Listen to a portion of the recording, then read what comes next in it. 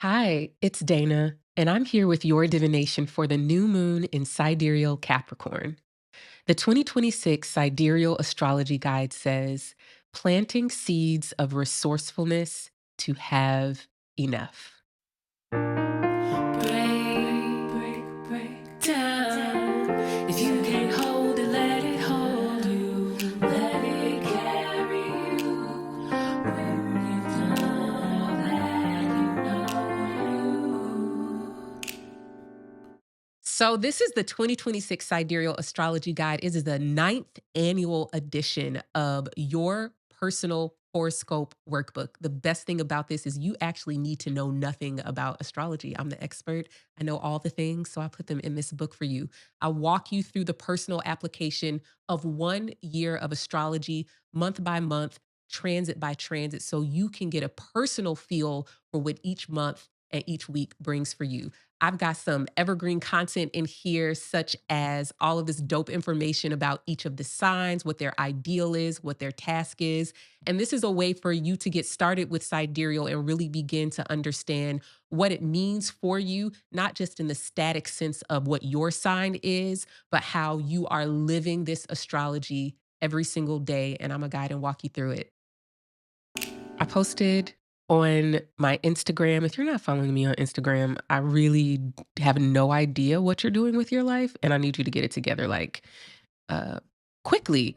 Also, like as I'm recording this episode of the podcast, I'm also live on Instagram. So I don't really be knowing when I'm gonna record.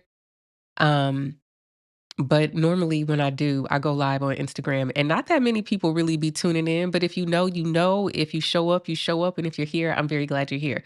Okay, but I posted on Instagram last week and I was saying like, look, the whole sky is about to shift.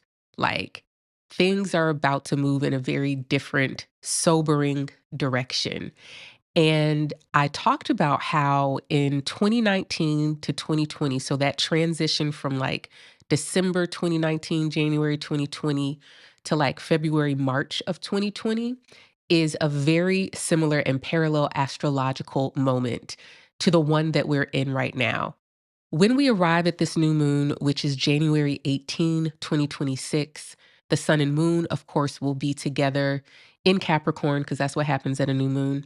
But also, Mercury, Venus, and Mars will also all be in Capricorn. We're going to dig into the details of this Wednesday, what's tomorrow? January 14th.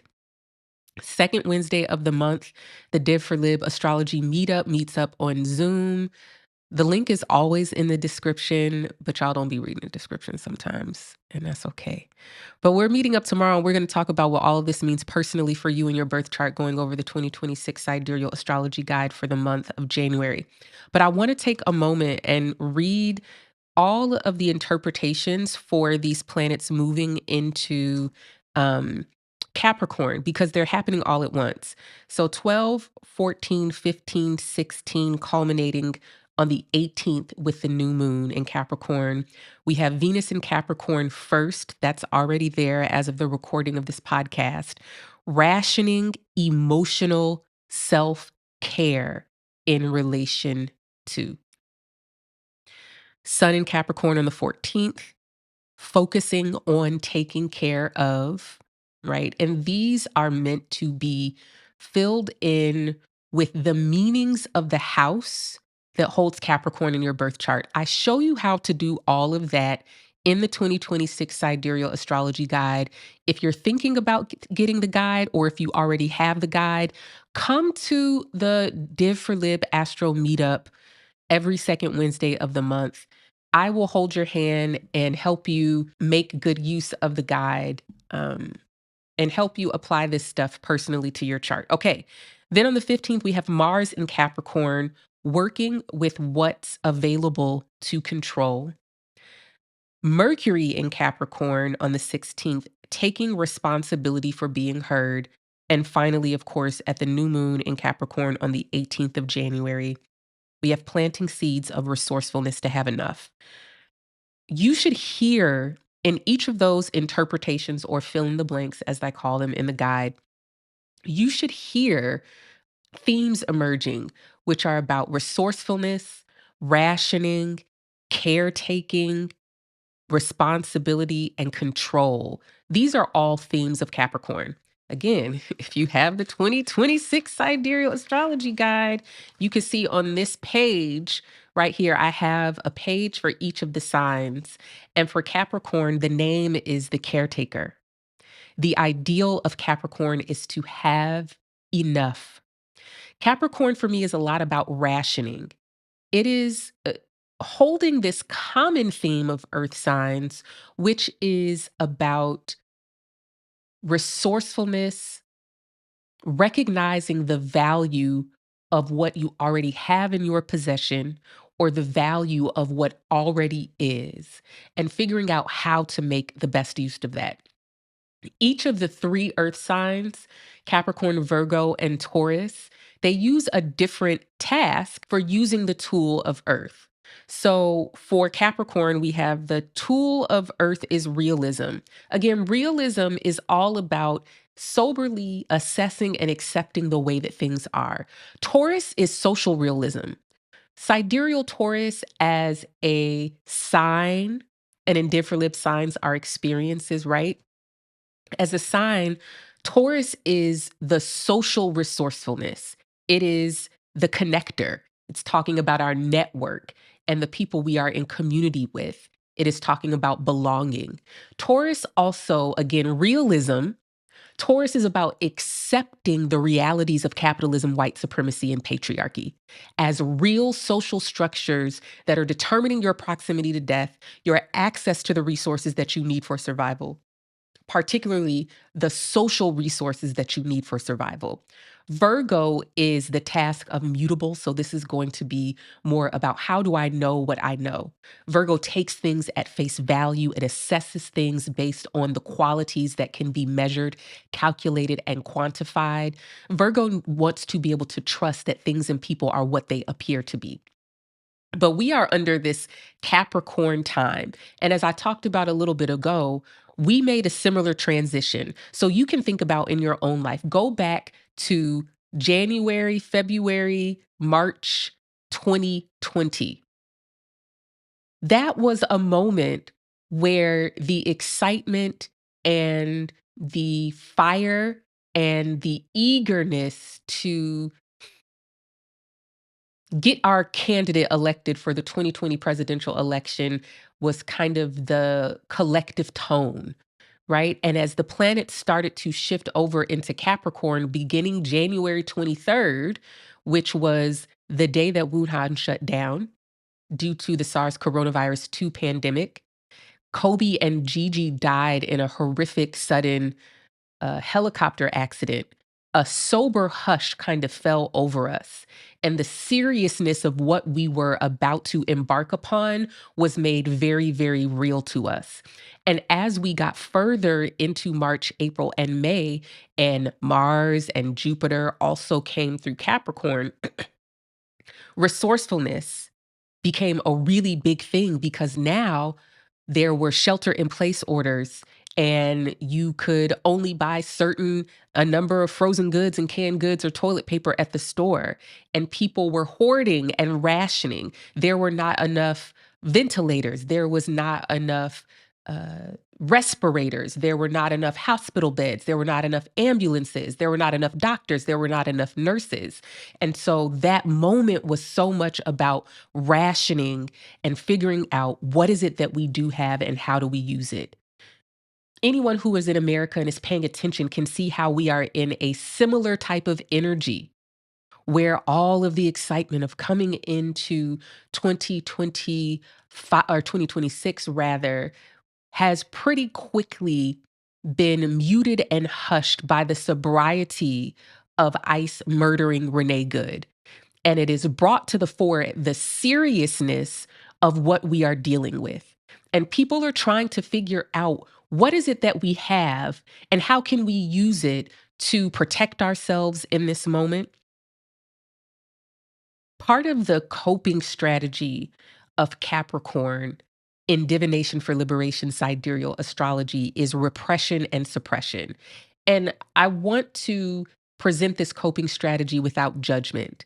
I know those terms are loaded and can bring up judgment inside of you when you hear them, but I want you to understand suppression as a necessary skill for caretaking.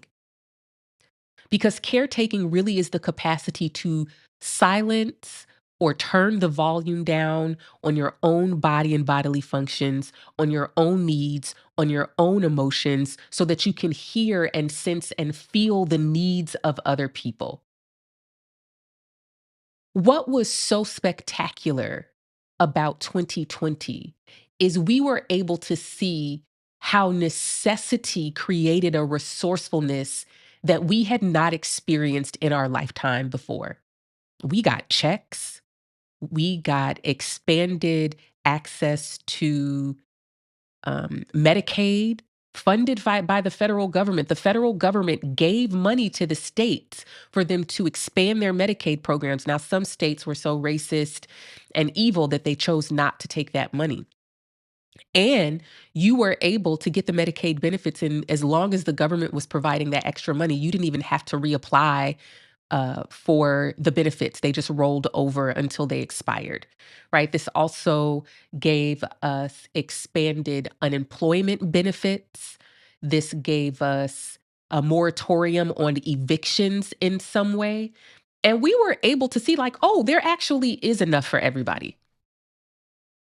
So many of the policies that were put in place during 2020, the first early days of the pandemic, during the shelter in place orders and what some people have called lockdowns, so many of those policies were actually democratic socialist policies that we had been told were against American values. It's against American values to give a moratorium on evictions. It's against American values to help provide health care for everyone.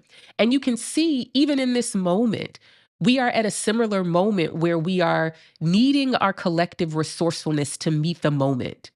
A lot of times when we are under a Capricorn sky, I like to ask, what is it that you feel like you don't have enough of, that you need more of? And this moment is requiring you to ration or be resourceful about.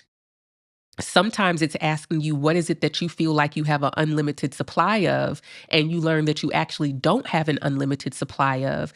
And how do you use the skill of resourcefulness in order to make the best use of what you have?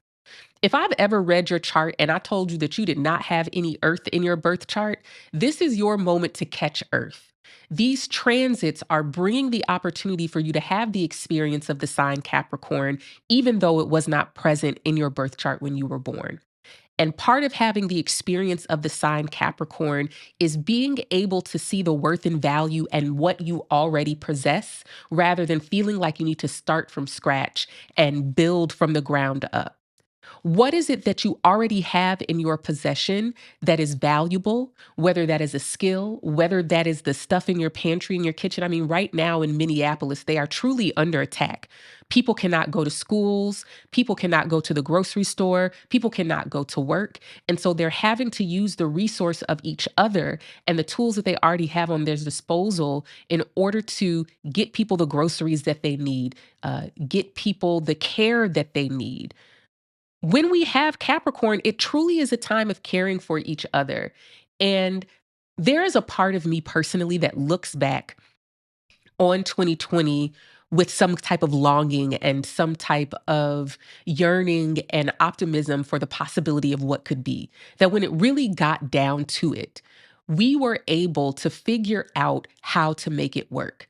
We were able to figure out how to keep people in their homes, how to get people access to the health care they need. We gave people cash, money, dollars in their bank accounts so that they could have what they needed. And so Capricorn is really here to teach us that actually we already have enough. The resourcefulness that we are seeking is in the abundance that we already possess.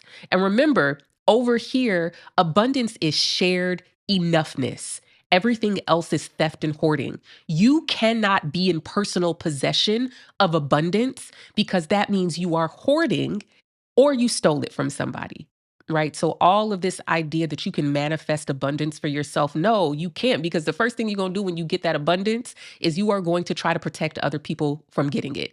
And look, I understand we're all living in capitalism. And so, when you get your piece of freedom, when you get your piece of stability, when you get your piece of security, you want to protect it and you want to hold it down. But understand that that's not abundance, because in that scenario, the security and stability that you have acquired for yourself, the freedom that you have been blessed with or lucky enough to get, is always in danger of being taken away from you or ripped out from under you, because the structures that put you in depravity, the structures that made it so that you did not have enough, are still in place. There can be no real abundance, which is shared enoughness, until the structures that are depriving us of enoughness are removed. In the meantime, I'm no hater. Get your freedom, get your coin, get that salary, improve your living situation. But remember that that is not abundance. This moment that we are shifting into is the moment that I'm recording this. It is, what is today? Tuesday, January 13th. Only Venus has crossed over into Capricorn, and there's still Sun, Mercury, and Mars in Sagittarius. And so what is happening is essentially that we're going from a Jupiter ruled sky, which I've talked about in previous episodes, to a Saturn ruled sky. And this is pretty significant because in 2020, Saturn was in Capricorn. And Saturn entered Capricorn pretty much the day that Wuhan shut down. So it was a pretty um, dramatic moment marking the ingress of Saturn into Capricorn. You can go to thepeoplesoracle.com right now and search Saturn in Capricorn and see the post that I had written sometime in like 2019 talking about Saturn in Capricorn and how much I feel like spirit led me to talk about death. And of course, death is what Saturn represents. It represents the limits of the physical body and the limits of the mind or perception. And in both of those things are embodied with death. Let me take a minute real quick to talk about Saturn. When I offer a Saturn return reading, and when I talk about Saturn, I talk about Saturn as three things primarily. I talk about Saturn as death. I talk about Saturn as reality, and I talk about Saturn as sanity. So if the sky is dominated by Saturn because everything is moving into Capricorn, these are three themes that become very important and prominent in our lives. Death, we're already seeing that, right? Sanity and reality. Death for me is twofold, it's physical and social. Physical is the loss of your body, it's the loss of consciousness, it's the absence of your spirit and your soul from your physical body, right? But there's also social death. And social death is to cease to exist in the minds of the collective, right? And we see social death as a weapon used in capitalism, whiteness, and patriarchy all the time. Social death often precipitates physical death. To murder the lived reality and truth of a group of people in the collective is social death. Social death is to not be considered when policy is being made.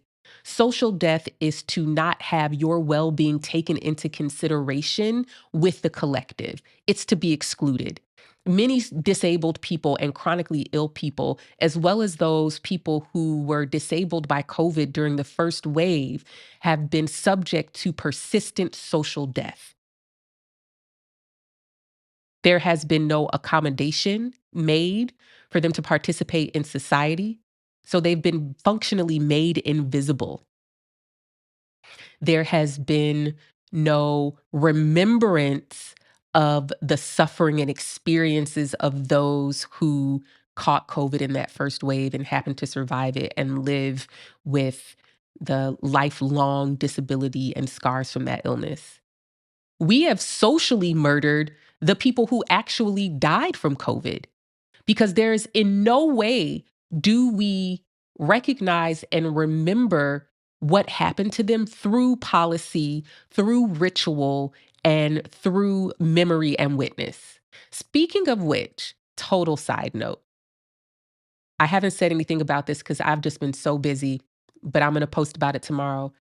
Sunday, the 25th of January, I believe that's the date. 2026 forecast. Themes for 2026: memory and witness, privacy and surveillance. Write it down. You could actually go to my booking site right now. Under Divination, you should be able to find group events and you'll be able to register for that. But I'll share the link another time. Anyways, so that's Saturn as death and physical death. Death for me is the socially determined consequence of existence. Yeah, everybody's going to die, but our proximity to death is socially determined. And it is socially determined by your race. It is socially determined by your gender. It is socially determined by your class. And those are three things that you actually don't get to choose, right? The socially determined consequence of existing. The consequence of being born is that you die. It's literally only one exit door. Everybody goes through it. When you die and how you die, this is socially determined. And this is like a nuance I'll hold, right? I feel like when it's your time to go, you're going to go. But I also feel like how you go is socially determined, right? And I hold that contradiction of understanding spiritual contracts and, um, all of the spiritual things about death and existence that are beyond the material plane and beyond this reality. Like I can hold space for that, but also understand that death is not dealt equally or fairly. And many people are forced to be in closer proximity to death because of their perceived gender, race, or class. Okay. Then we have reality, right? And reality and sanity as themes of Saturn go together for me. Sanity is to ignore what we have collectively agreed to ignore and to pay attention to what we have collectively agreed to pay attention to. As soon as you start paying attention to something that we have collectively agreed to ignore, what does that make you? As soon as you ignore something that we have collectively agreed to pay attention to, what does that make you? We got a whole DSM full of it, right? Sanity is a social construct. And the most violent of sanity as a social construct has to do with, and I always hold space for trans people because this is their experience is the way that we can most readily see so many concepts that I talk about manifesting. Because collectively, we have agreed that transness does not exist, it's not real. That's the collective consensus. That's what you voted for when you voted for Trump. We've collectively agreed that transness is not real. And so for a trans person to honor their actual experience of themselves in this society, it puts their sanity in question. And there are so many people and groups whose experiences have placed them at the margins of sanity. Being female is still often something that places us at the margins of sanity. When you go to your healthcare provider and rather than taking your experiences and symptoms seriously, and they tell you it's just anxiety and you need to exercise so you can lose weight, what he's saying is that your pain isn't real. The subjective experience that you're having inside of your body cannot be witnessed by me. And so you're paying attention to something that does not exist or something that the healthcare provider is choosing to ignore. And what does that make you? When you are a chronically ill person who is struggling to get a diagnosis for your symptoms, and just because the test that they have cannot measure what's actually going on in your body, what does that make you?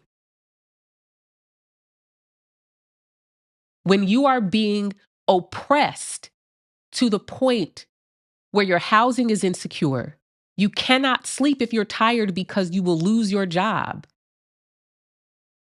where your health care is tied to labor that you don't get to determine the value of. And now you're sad. You want to sleep all day. You don't have the energy to do anything. Oh, now they go to the DSM, you're depressed.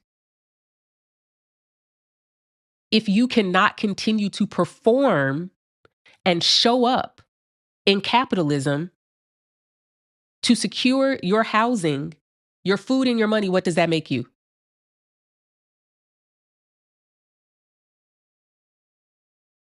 Sanity is a social construct, and nothing makes that more clear than when we have transits through Capricorn. This is a pretty precarious and sensitive moment because Saturn is in Pisces. And remember, Saturn in Pisces as connecting the dots that shape reality. Why are we saying reality? Because Saturn represents reality. And so as we get towards this new moon and all of the sky is lining up in Capricorn, it's all answering to Saturn in Pisces. For the first time, really. Since Saturn has entered Pisces, this is the first time we'll have Capricorn transits. So 30 years ago, we would have had Capricorn transits during Saturn and Pisces. But for many of us, we weren't old enough to really remember. But the backdrop of the sky is a bit different now. Saturn in Pisces is really reminding us, or rather offering us the opportunity to see that what we have determined to be real, what we have determined to be reality, what we have determined to qualify as sane is ignoring other elements, experiences, and facets of reality because those facets of reality are not explicit, they're implied. When we connect the dots that shape reality, it means that we are listening in the silence. It means that we hear the words that are being told to us. We hear the narration. We see the pictures. We watch the video. We hear the narrative. We hear the chatter. But Pisces is saying that something's not adding up here. There are some elements that are missing, that are not being addressed or acknowledged, that would reveal a reality to me other than the one that I'm being fed. That's why this time is full of suspicion. I call this moment of this new moon sober suspicion. A white woman being shot in the face, point blank, 3 times after being called an effing female dog for everyone to see. We have 2 choices. We can see this as a dot amongst other dots that are begging to be connected to reveal a reality we have not perceived before. Or we can fall back on our indoctrination, whatever that may be, whatever we have been taught, whatever propaganda we have been fed. Usually that propaganda is going to be something about personal responsibility and compliance. Usually that propaganda is going to be about which groups of people deserve to die and what behaviors make them deserving of death.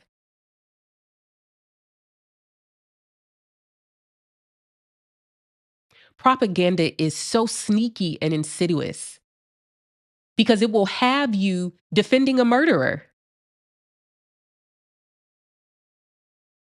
It will have you trying to figure out how you could prevent yourself from being Renee Good as if Renee Good's fate was because of who she was and what she did. And so you say, okay, that's never going to happen to me because I'm not like Renee Good. I'm not, insert this gender, insert this race. I would never say these things. I would never be in this place. I would never behave in that way. And all of this makes you feel powerful. It makes you feel like, whew, could have been me, but you know what? That would never be me because I'm not XYZ. That is you engaging in social murder.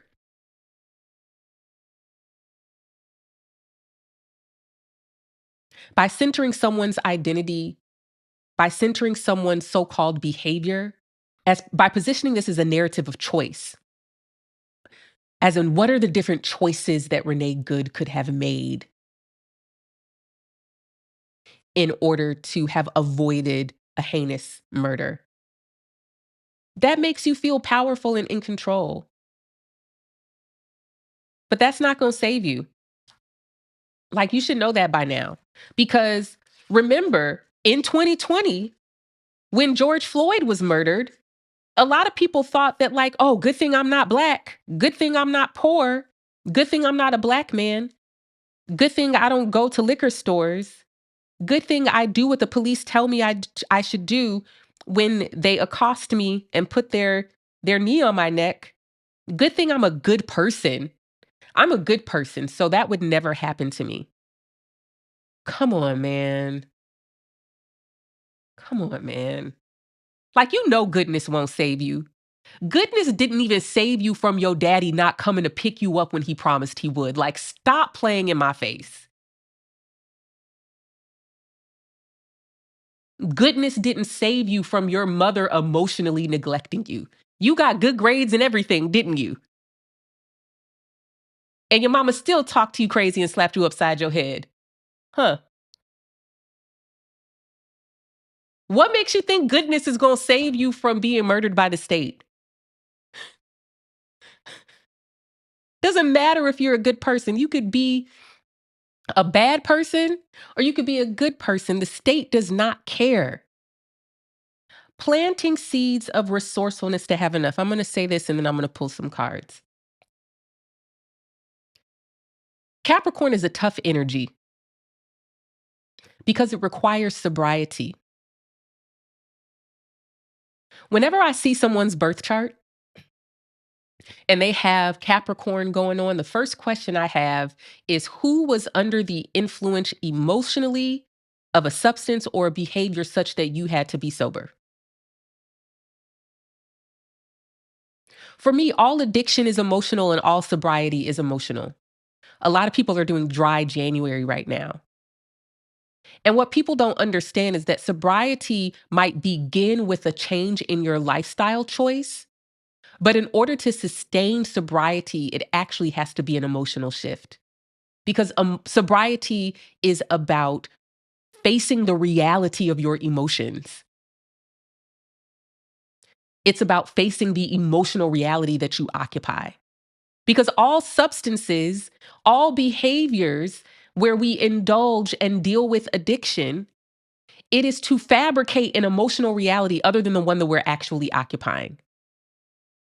And see how quickly people want to get under the influence? They want to fabricate an emotional reality other than the one that we're occupying. What's the emotional reality that we're actually occupying, and why does it require you to be so sober night right now? You can see it's too much. You don't want to watch the news. You don't want to scroll on social media. You don't want to see the video. I've avoided the video. I'm only talking about hearsay and secondhand accounts because I'm not watching that. I do not want to see it. But also because I want to remain sober. I don't have to see it to understand the reality of what happened. But I'm saying all of this to say the threat of death, violence, and harm feels so unpredictable and certain for some groups of people that they don't have a choice but to be sober. Or they decide to escape the reality by indulging. I've talked about this before, but I want to say it here on the podcast. The revolution requires you to be sober. And you should know that this is true because every single direction you turn, they want you to be under the influence and they want you to be addicted. The never ending timeline on Instagram.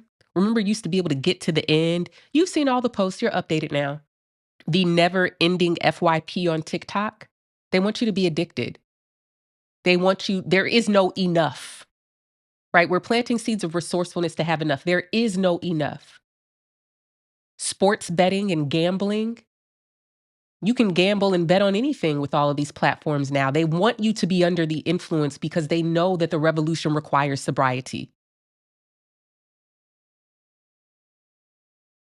The revolution requires you to actually feel in the moment the feelings that are arising based on what's happening in the moment. They don't want you in the moment. You don't want to be in the moment either because it's too much. It's too overwhelming and you feel powerless to do anything about it. And guess what? There may not be any actual thing that you can do about it in this moment, but you're never going to find out what your calling is and what you can do unless you're sober. You have to move through the life cycle of the feelings that come up when you bear witness to other people's suffering. When you imagine your own proximity to that suffering, when you put yourself in Renee Good's shoes and see how easily that could have been you. You gotta be sober and you gotta feel the grief and you gotta feel the rage and you gotta feel the sadness and you gotta feel the frustration, the powerlessness, the hopelessness. Those are not static states that you're going to be in forever. But it's very easy to believe that those are states that you have to get yourself out of. No, you just need to be in them. You need to feel all of those things so you can get to the good stuff. Because once you go down the path of numbing to ignore and disregard those feelings, that's when the cycle of addiction and indulgence begins. That's when it begins. You take one emotion off the table, they're all connected. They're all off the table now. You take hopelessness off the table and you will have no hope. You don't want to feel powerlessness, you will never, ever have power. You don't want to feel grief, there's no joy or love for you to have. You don't want to feel rage, there's no contentment accessible to you. You don't want to cry, you won't laugh. You need all of those things. So at this new moon, this is about being sober. I think that's the perfect place for me to pause and pull some cards.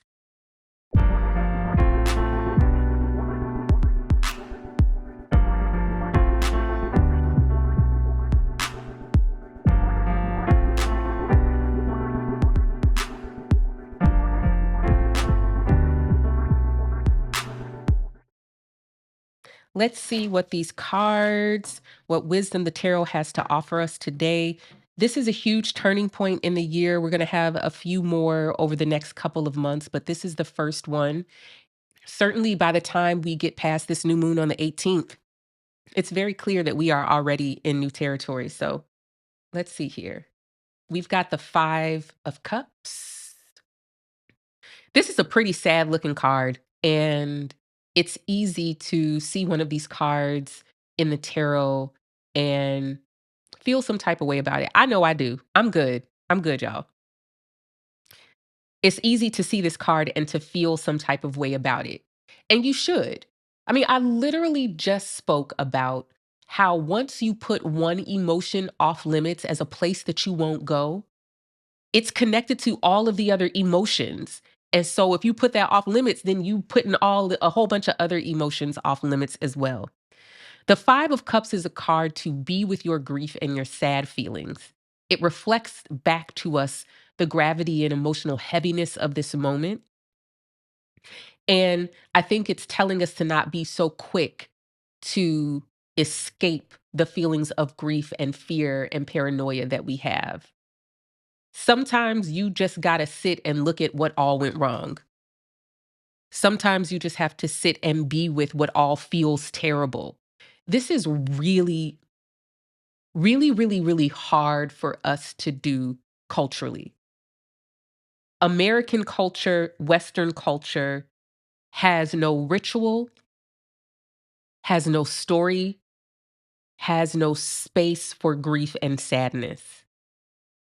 The only grief and sadness we have space for is the type of grief and sadness that perpetuates myths and lies about who we are as America. We celebrate on Memorial Day because we have to honor all of the veterans who have died fighting for our freedom. What freedom? I can't even go to bed when I'm tired because then how am I going to eat? How am I going to have a roof over my head? I'm going to lose my job. You miss one day of work, it's over for you. What freedom? Freedom for me means you can go to sleep when you're tired and you won't starve, you won't die, you won't be harmed, you won't lose your job, you won't lose your house, you won't lose your health care. Nobody is free in America because nobody can go to sleep when they're tired, okay? Trump can't even go to sleep when when he's tired. That man is being hauled around like Weekend at Bernie's. He's a walking corpse, being carted around, showed AI slop, being fed the most ridiculous stuff. He falling asleep at his desk on camera. He ain't free either, okay? Don't let these white people fool you. Don't let that man fool you. He's not free either. If he was free from his own demons, he would be somewhere spending time with his son and his grandchild and resting in his last days if he were free. He's not free, okay? Don't envy these folks who been working since they were 6 years old in Hollywood. They not free either. Don't envy the billionaires. They're not free. They are held hostage by their own greed. They out here fighting the same demons of neglect and abandonment by their parents just like you. They are not free. So don't be out here envying someone else's perceived joy. Be with your own grief so you could actually participate in the work of liberation. This five of cups is just speaking so loudly to me because I have really strong feelings about the function of emotional denial and the role of not having social socially sanctioned rituals for dealing with difficult emotions. The DSM literally exists to qualify and quantify and pathologize all of the ways that this capitalism, whiteness, and patriarchy is oppressing you and making it difficult for you to show up in these systems.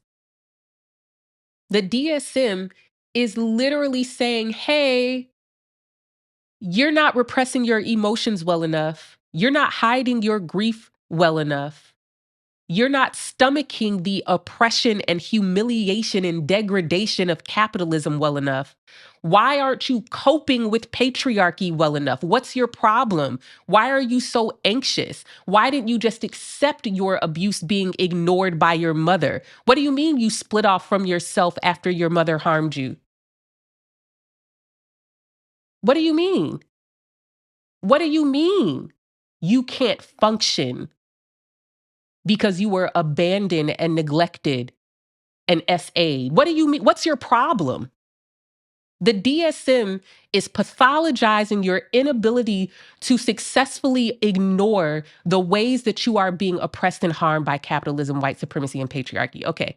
Six of Swords and Fool. Man, yo, if you been riding with me on the Divination for Liberation podcast since 2024. Because, see, the publicly available episodes just started last year, but I've really been doing this podcast for going on 2 years now. If you are OG and you've been rolling with me, you know that this card has been following us. It is shown up in so many of the readings I've done on this podcast. This full card started showing up during Pisces and Virgo eclipses in 2024. We had a Pisces stellium, I believe. And it started showing up around this idea of letting go of our existing assumptions, right? And of course, the fool would come back because Saturn is in Pisces now. I just talked about Saturn being in Pisces and it ruling the sky. And so, this card, in a lot of ways, I associate with Pisces now, just because it very consistently comes up in these tarot readings when there's some serious Pisces stuff going on in the sky. I can't make this up. The record is the record, okay? I'm just pulling the cards. Y'all saw me shuffle. We've got the Six of Swords here. And this Six of Swords is a card that speaks about healing from triggers, to be honest, right? It speaks about having distance and perspective that allows us to not be activated in ways that we were previously activated. But it's so clear to me that the 5 of cups to the 6 of swords is this transition that's saying, in order to get to the place where you have some type of emotional mastery, you actually have to be in the feelings and feel the feelings. Mastery over emotions and grief does not look like ignoring it or getting over it, right? Mastery over emotions or something like grief means that you have come face to face with grief. You've communed with grief. You've dined with grief. You've bathed in the water of grief. You've soaked in the tears of grief, okay? You are familiar with grief, and you have gone to the places that grief has taken with you. You have been intimate with grief. There can be no mastery over something that you avoid. There can be no mastery over something that you won't even feel. You have not mastered anger, if that's the only feeling that you know how to feel. If you're using that to avoid other feelings. This Six of Swords, I mean, so much about sobriety is in this Six of Swords. It's really being, I don't want to say not, how do I want to put that? I want to say recognizing the influence of our emotions without being under the influence of our emotions. But we really can only get there through feeling, because otherwise it's just disassociation and repression. I want to make a clarification too. Coping strategy of sidereal Capricorn, repression and suppression. Repression is the unconscious disregard of some aspect of ourselves or our experience. Suppression is the conscious disregard or ignoring of something. Repression often comes because we are subject to the disregard of others. That which has no witness cannot come into our awareness. This is why, for me, I often understand anxiety as emotions we've experienced but have not had a witness for. So they lay in this unnamed, nebulous state, gnawing at us, trying to get our attention.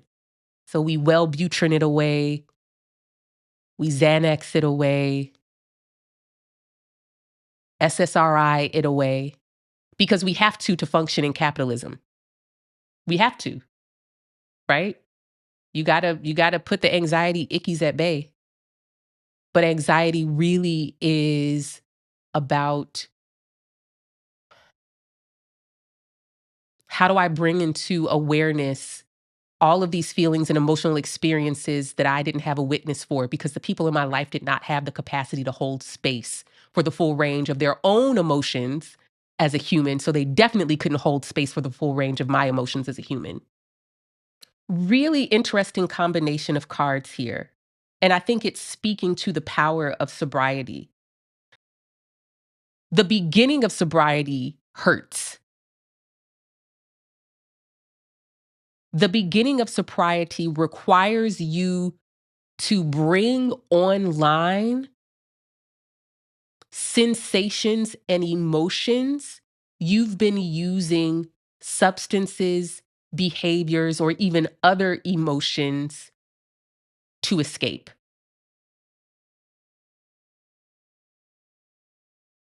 Somebody said, I'm raw dogging life over here, no meds. Salute to you, man. Salute to you, because I don't even know how you're doing it. I'm all for taking what you need. I truly, truly am, but I understand that sometimes those medicines are harmful to people.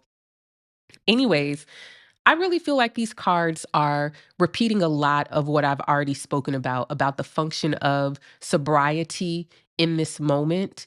And I want to just bring back up, especially because we got this full card here over the next weeks and really through the end of March. Suspicion is going to be a mindset and emotion that collectively steadily increases.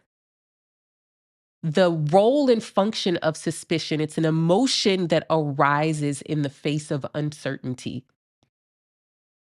The function of suspicion is to protect you from being lied to. In order to navigate this time, we need this full experience of checking our assumptions and our existing belief systems. Because often, in the face of uncertainty and contradiction, we fill in the blanks and we deal with the feeling of suspicion with indoctrination and the assumptions and beliefs we already possess. We close ourselves off to new information that's probably telling us a new story. If you hear me kind of repeating some things that I've talked about, it's because some things in the sky are still the same. Jupiter is still in Gemini and Saturn still in Pisces. And so we're still in this time where we are being given new information that we have the opportunity to integrate into a new belief system.